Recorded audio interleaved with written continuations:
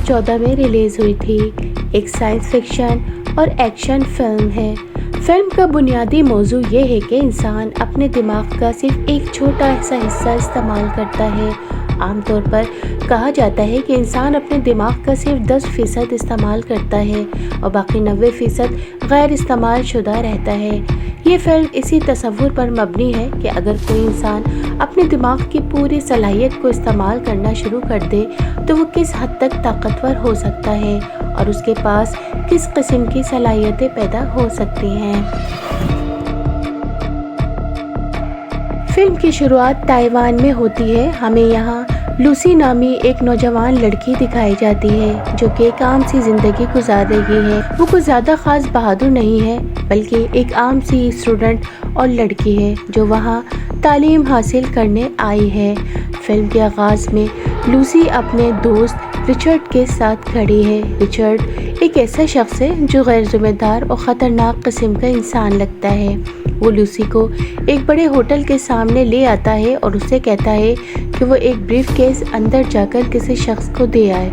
لوسی صاف طور پر منع کرتی ہے کیونکہ وہ جانتی ہے یہ کسی خطرناک کام کا حصہ ہے، لیکن رچرڈ اسے زبردستی قائل کرتا ہے۔ وہ کہتا ہے صرف یہ بریف کیس دے آنا ہے اور کچھ نہیں۔ لوسی گھبراہٹ میں کہتی ہے وہ نہیں جا سکتی، مگر رچرڈ ایک چالاکی سے بریف کیس کو لوسی کے ہاتھ سے ہتھ کڑی کے ساتھ باندھ دیتا ہے تاکہ وہ انکار نہ کر سکے۔ اب لوسی مجبور ہو جاتی ہے اور بریف کیس لے کر ہوٹل کے اندر داخل ہو جاتی ہے۔ ہوٹل کے اندر لوسی ایک بڑے اور خطرناک گینگ کے باس مسٹر جینگ تک پہنچتی ہے۔ مسٹر جینگ ایک مشہور ڈرگ مافیا ہے جو نئی قسم کی خطرناک ڈرگ دنیا میں پھیلانا چاہتا ہے۔ لوسی کو جب اس کے گارڈز مسٹر جینگ کے سامنے لے کر آتے ہیں تو وہ بہت زیادہ خوفزدہ ہوتی ہے۔ مسٹر جینگ اس کے سامنے آہستہ آہستہ بریف کیس کھلواتا ہے۔ لوسی کو لگتا ہے کہ شاید اس کے اندر کوئی خطرناک چیز یا بام ہے۔ جب بریف کیس کھلتا ہے تو اس میں 4 شیشے کے چھوٹے چھوٹے پیکٹ ہوتے ہیں جن میں ایک نیلی رنگ کی چمکتی ہوئی پاؤڈر نما چیز رکھی ہوتی ہے۔ یہ دراصل ایک نئی قسم کی ڈرگ ہے جس کا نام CPH4 ہے۔ یہ ایک ایسی دوا ہے جو انسان کے جسم پر انتہائی طاقتور اثر ڈالتی ہے۔ مسٹر جینگ بڑے سکون سے سگریٹ پیتے ہیں، لوسی کو ڈراتا ہے اور اسے سمجھاتا ہے کہ اب یہ پیکٹ دنیا کے مختلف حصوں میں بھیجے جائیں گے اور لوسی سمیت کچھ دوسرے لوگ ان ڈرگز کو اپنے جسم کے اندر چھپا کر اسمگل کریں گے۔ لوسی سختی سے انکار کرتی ہے لیکن گینگ والے اسے مار پیٹ کر کے بے ہوش کر دیتے ہیں۔ لوسی کو ایک کمرے میں بند کر دیا جاتا ہے۔ وہاں ایک گارڈ اسے مارتا ہے اور مار پیٹ کے دوران اس کے پیٹ میں رکھا ہوا ڈرگ کا پیکٹ پھٹ جاتا ہے۔ CPH4 خون میں شامل ہو کر ایک دھماکہ خیز رد عمل پیدا کرتا ہے۔ لوسی زمین پر تڑپتی ہے، جھٹکے کھاتی ہے اور اس کا دماغ تیزی سے ایکٹیویٹ ہونا شروع ہو جاتا ہے۔ لوسی آنکھیں کھولتی ہے تو وہ دیکھتی ہے کہ کمرے کی ہر طرف چیز اس کے قابو میں ہے۔ وہ زنجیروں کو ہلا سکتی ہے، گارڈز کو ہوا میں اچھال سکتی ہے، ان کے ہتھیار چھین سکتی ہے۔ لوسی گارڈز کو مار کر کمرے سے نکل جاتی ہے۔ لوسی سیدھی ایک ہاسپٹل پہنچتی ہے۔ وہ ڈاکٹروں کو حکم دیتی ہے کہ ایکس رے کرو۔ ایکس رے میں نظر آتا ہے کہ اس کے جسم میں ڈرگ تیزی سے پھیلا ہوا ہے۔ لوسی ڈاکٹر کو بتاتی ہے یہ ڈرگ عام انسان کے لیے بہت خطرناک ہے، لیکن زیادہ مقدار اس کے پیٹ میں جانے کے باعث اس کے دماغ کی طاقت کو کھول رہا ہے۔ یہاں وہ ایک ڈاکٹر سے کہتی ہے مجھے اب خوف نہیں رہا، مجھے صرف علم چاہیے۔ لوسی اپنے ماں کو فون کرتی ہے۔ وہ کہتی ہے امی مجھے ہر چیز یاد آ رہی ہے، جب آپ نے مجھے پہلی بار گود میں لیا تھا، جب میں نے دودھ پیا تھا، جب میں نے بچپن میں آپ کی انگلی پکڑی تھی۔ اب میں سب کچھ دیکھ سکتی ہوں، سب کچھ محسوس کر سکتی ہوں۔ یہ سین دکھاتا ہے کہ لوسی کا دماغ اب یادداشت اور جذبات کے ہر کونے کو کھول رہا ہے۔ اسی دوران فلم میں ہمیں پروفیسر دکھائی دیتے ہیں۔ وہ ایک یونیورسٹی میں لیکچر دے رہے ہیں۔ وہ کہتے ہیں انسان صرف 10% دماغ استعمال کرتا ہے، اگر یہ 20% ہو جائے تو انسان اپنے جسم پر مکمل قابو پا سکتا ہے، 40 یا 50% پر تو وہ دوسروں کو کنٹرول کر سکتا ہے، اور اگر 100% ہو جائے تو انسان وقت اور کائنات پر بھی قابو پا سکتا ہے۔ یہ وہی کچھ ہے جو لوسی کے ساتھ حقیقت میں ہو رہا ہے۔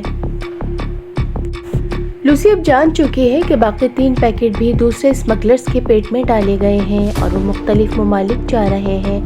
وہ فیصلہ کرتی ہے کہ وہ یہ پیکٹ حاصل کرے گی تاکہ اس کی طاقت مکمل ہو سکے۔ وہ طیارے میں سوار ہو کر پیرس جاتی ہے۔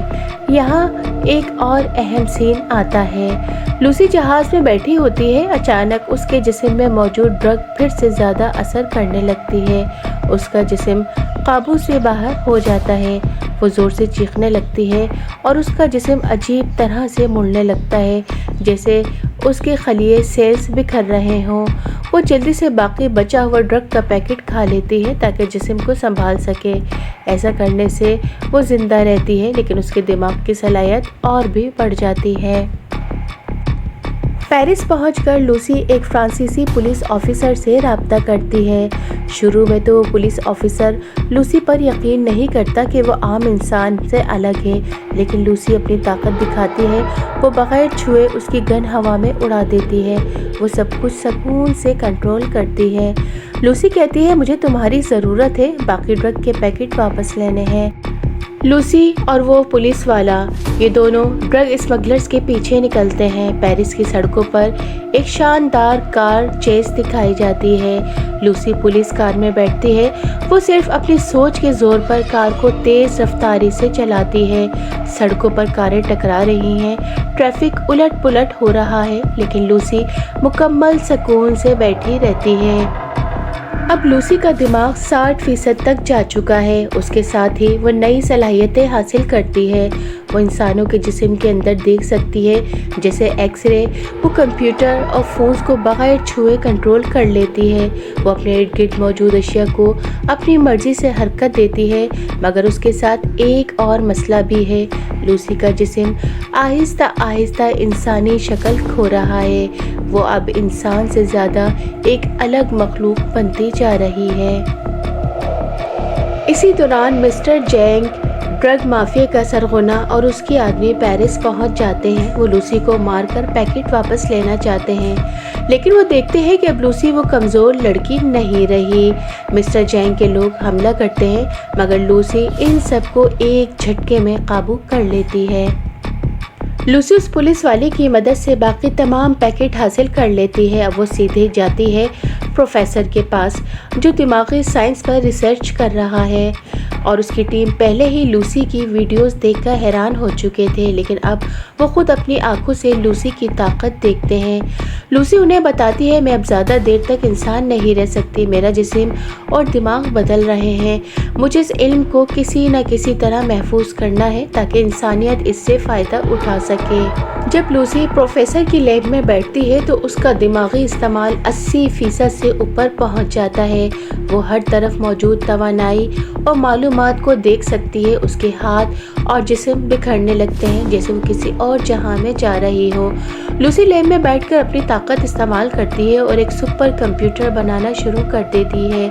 وہ کرسیاں اور لیب کے اوزار اپنی مرضی سے ہلانے لگتی ہے۔ کمپیوٹر کے پرزے خود بخود جڑنے لگتے ہیں۔ ایک بلیک کلر کا طاقتور کمپیوٹر وجود میں آتا ہے، جو انسانی علم کو محفوظ کرنے کے لیے ہے۔ ادھر مسٹر جینگ اور اس کے آدمی لیب پر حملہ کر دیتے ہیں۔ پروفیسر اور فرانسیسی پولیس ان کے سامنے ڈٹ جاتے ہیں، گولیاں چلتی ہیں۔ پولیس والا اپنی جان خطرے میں ڈال کر لوسی کو وقت دیتا ہے تاکہ وہ اپنا کام مکمل کر سکے۔ مسٹر جینگ بالآخر لیب کے اندر پہنچتا ہے۔ وہ لوسی کے قریب آتا ہے اور اس پر بندوق تان لیتا ہے۔ اسی لمحے لوسی کا دماغی استعمال 100% ہو جاتا ہے۔ لوسی کی آنکھیں بند ہو جاتی ہیں اور اس کا جسم غائب ہونا شروع ہو جاتا ہے۔ وہ کرسی پر بیٹھے بیٹھے وقت اور جگہ سے آزاد ہو جاتی ہے۔ لوسی کائنات میں پیچھے کی طرف سفر کرتی ہے۔ وہ اپنے دماغ کے ذریعے وقت کو پیچھے لے جاتی ہے۔ وہ پرانے شہروں، جنگلوں اور ڈائناسورز کے دور کو دیکھتی ہے۔ آخر میں وہ زمین کے آغاز تک پہنچ جاتی ہے، جب صرف پانی اور ابتدائی جاندار موجود تھے۔ وہ لوسی نامی پہلے انسان کو بھی چھوتی ہے، جو لاکھوں سال پہلے وجود میں آئی تھی۔ یہ علامتی سین ہے کہ انسانیت کا سفر کہاں سے شروع ہوا اور کہاں تک جا رہا ہے۔ ابھی مسٹر جینگ لوسی پر فائر کرنے ہی والا ہوتا ہے لیکن وہ دیکھتا ہے کرسی خالی ہے، لوسی غائب ہو چکی ہے۔ اب پولیس والا اندر آتا ہے اور مسٹر جینگ کو گولی مار کر ختم کر دیتا ہے۔